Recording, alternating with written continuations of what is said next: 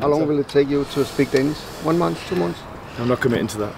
I'm not committing to that. Well, what's been your first impression so far of Brøndby as a club? Authentic, I think is probably a good word. I think from, just said to some of your colleagues there, from arriving at the stadium for the first time and entering the stadium, you can see that it's, you know, smells of history and football tradition. I knew that anyway, but you don't feel it until you enter a place. And then the more that you walk through the stadium, and here we are now, outside by the pitch, you feel it even more. So that's my first impression, is that you know you're part of something big, and then you quickly realise, and I knew this anyway, that you remind yourself of then the responsibility and the honour that you hold in the job. And what about the squad? What is your first impression of how they are working, how they are doing? Yeah, well, first of all, the attitude and the engagement for the first couple of sessions has been excellent. What I expected. There's no, should never be any excuses for effort and hard work and giving your best. Not that that always is the case, but it should be the case. But I have absolutely only good things to say about the initial positivity around how they've approached their work, and there's been some really good first impressions. We obviously have that additional motivation of the game on the weekend, so that's really sort of flowing through the club in every aspect. But I've really enjoyed working with the players. It's been a bit of a whirlwind from knowing that the job might be available to actually being here. So I'll be lying if I said I'm fully aware of everything. But my first impressions have been one of excitement and good impressions. When you come here yesterday, was it first time in your life you were here, or have you been? You've never been here before? Not this day. I mean, ironically, I was not that far away in the Danish headquarters a few months ago, doing some work for UEFA. So I was around the corner, but I was in and out on more or less in that day. And I've been to Denmark with England. We were based here for 2 weeks, but not here, unfortunately. No. What about the style you will play? Could you tell us a little bit about the style you want to play? Yeah, well, for those who might have any interest, you would have seen that I've had a number of different types of jobs in different circumstances, from working with a national team with England to Championship, where we have been exciting and attacking and scored lots of goals and got people off their seats. I've also been working with promoted teams at the tough end of the Premier League, where the circumstances are different. Yeah. So I have experience of being able to adapt to different situations. Here, we want to get to a place where we're playing fast, exciting, attractive football.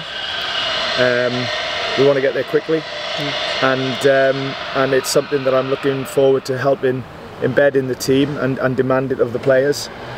It'll be ups and downs, because that's how it is. But knowing what I know about the club and the supporters and where we are as a club, we're a big club, a very big club, and when you're a very big club, you need to play with a very big playing style and play with a very big club mentality, and that's what we intend to do. And to do that, it's always about taking the game to the opponent. And with 4 in your back, we'll see. We'll see. I think that the modern game is about adapting. You see lots of teams now at the very top being able to play a number of formations, whether it's a number of players at the back, whether it's a number of players ahead of the ball.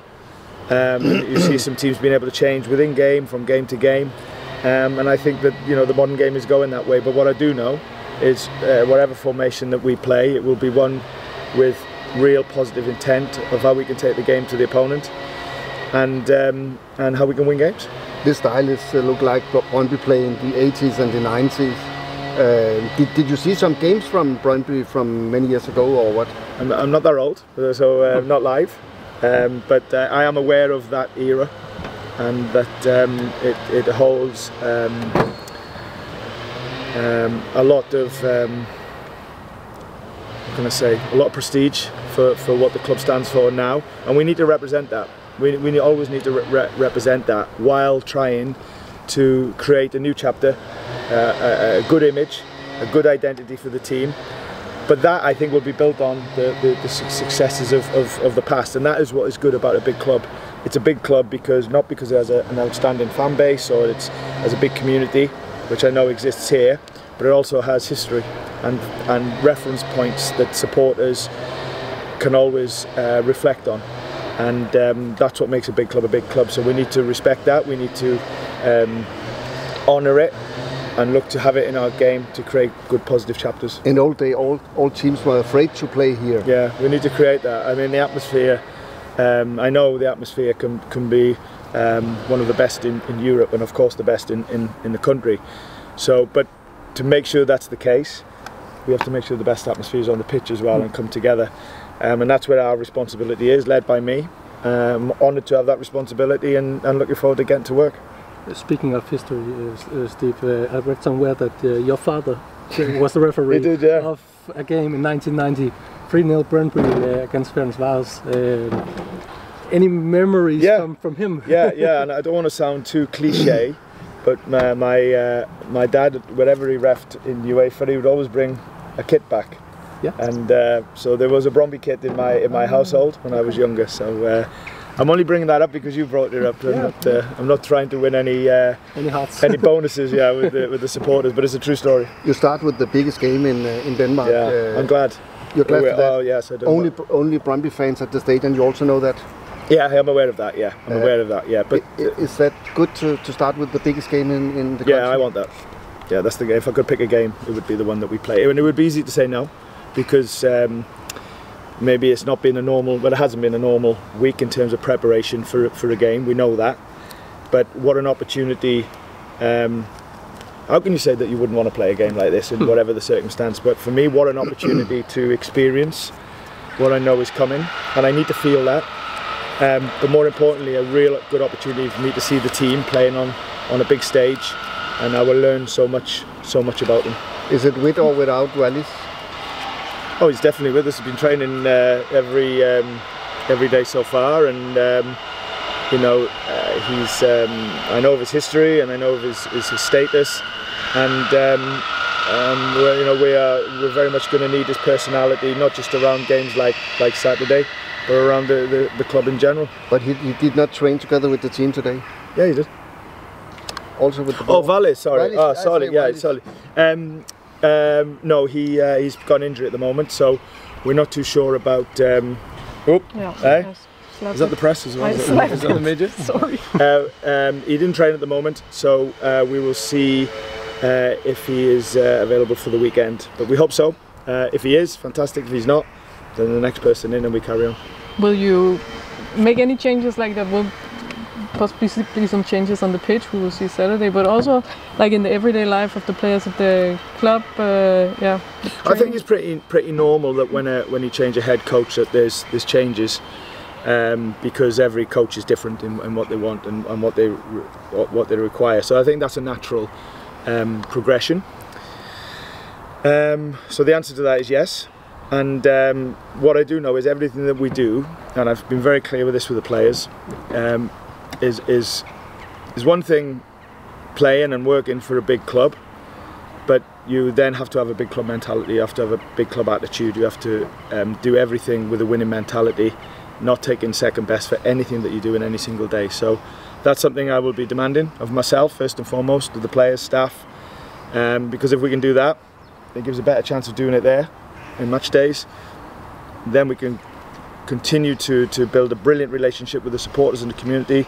We do that here, come together, we could be a real force. Yeah, speaking about community, I talked to some Forest fans, and they said you were very invested in the community, in the club there. Are we going to see some of the same here in Brøndby? I hope so. I'll try and engage with every part of the club. Of course, you have to focus on your job, and the biggest influence I can have on the community is the team playing with an image and representing that they can represent with the identity of the team. I want the supporters to look at the team and go, yeah, that is who we are. That's the biggest influence I can have, but at the same time, I want to be engaged with all of the club and the fans through the good and the bad. It's easy to do it when you're winning games, but you've got to stand up and be counted when things don't go your way as well. That's when I want to show my real leadership and how much I really want to be here. and then we can hopefully have positive next steps. Why did you choose a club outside England? When you get out from Leicester, did you say to yourself, I want to get out from England now, or what? Yeah, is the answer. It's always been a personal ambition to coach abroad. Not many British coaches do it. I've had the international football experience where we obviously did a lot of travelling and played games out of the UK, and I enjoyed it. Enjoyed the different cultures and how it helped me develop as a coach and the challenge that it gives you.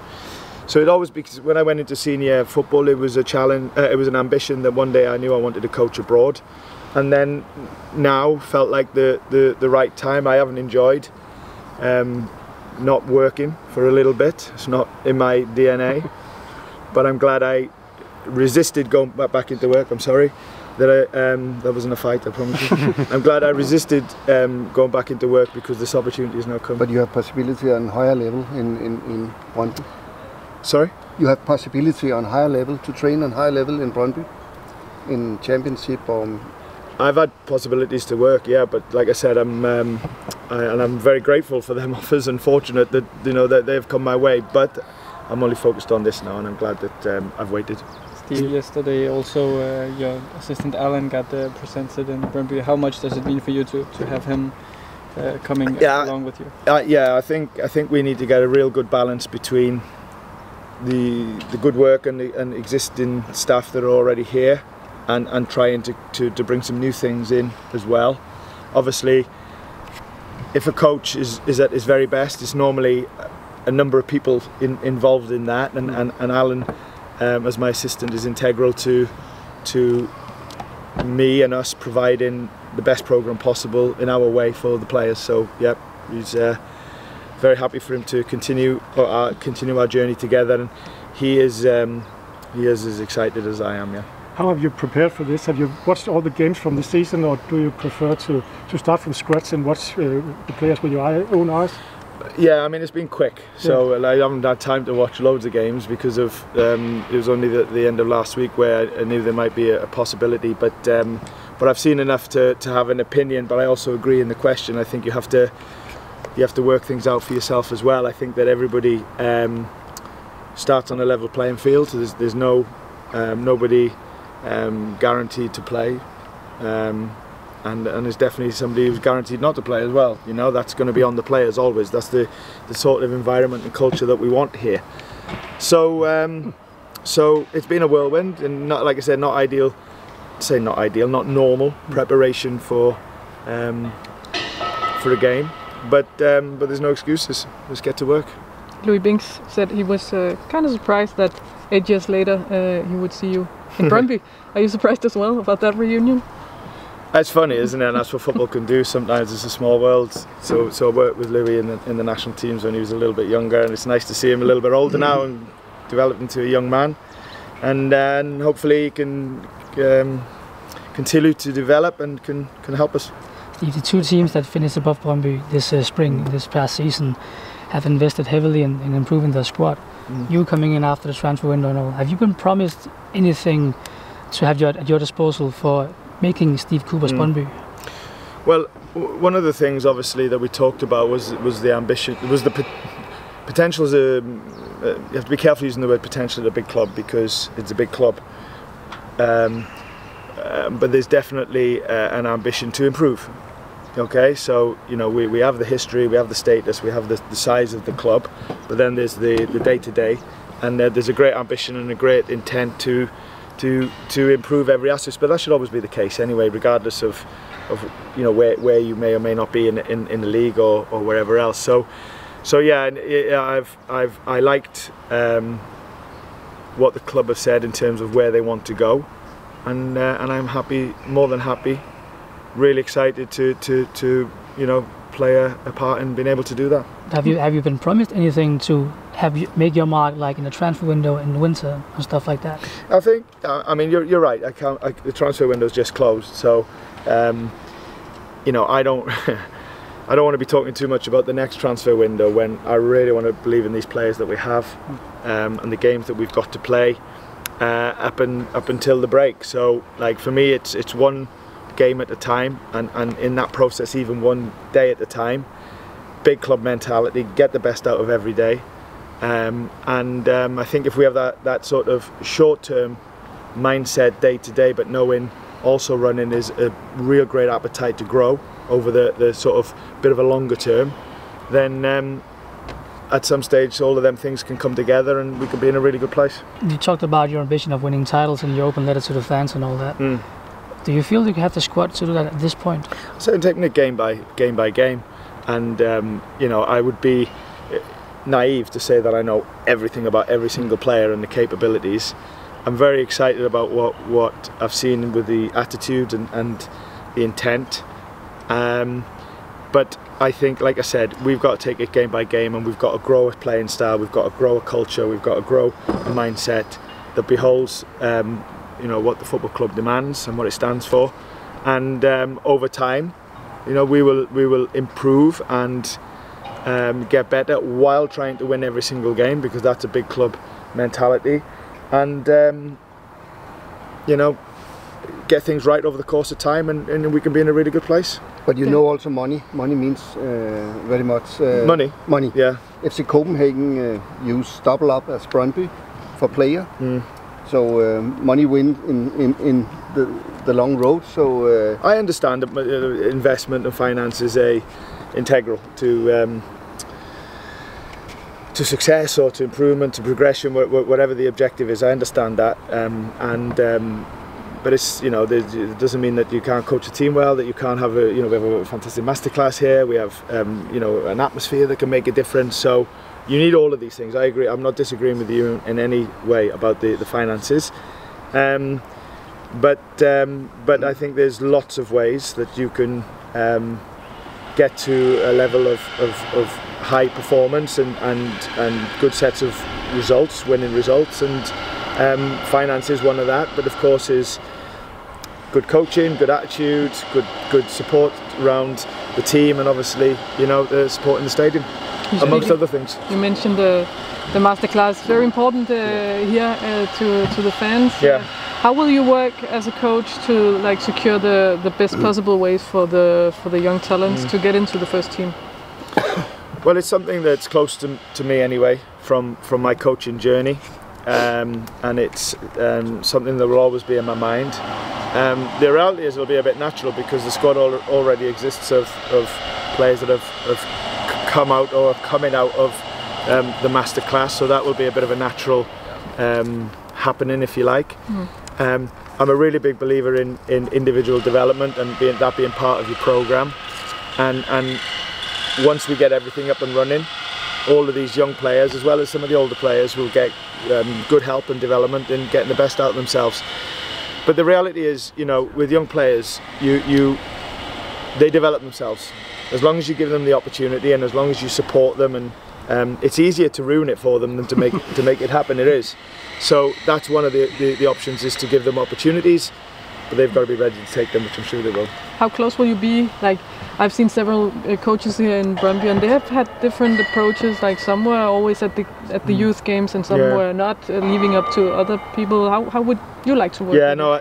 Listen, first team comes first, of course, because that's my job, and I think deep down, you know, I don't think any supporters will want to see me neglecting my work with the first team too.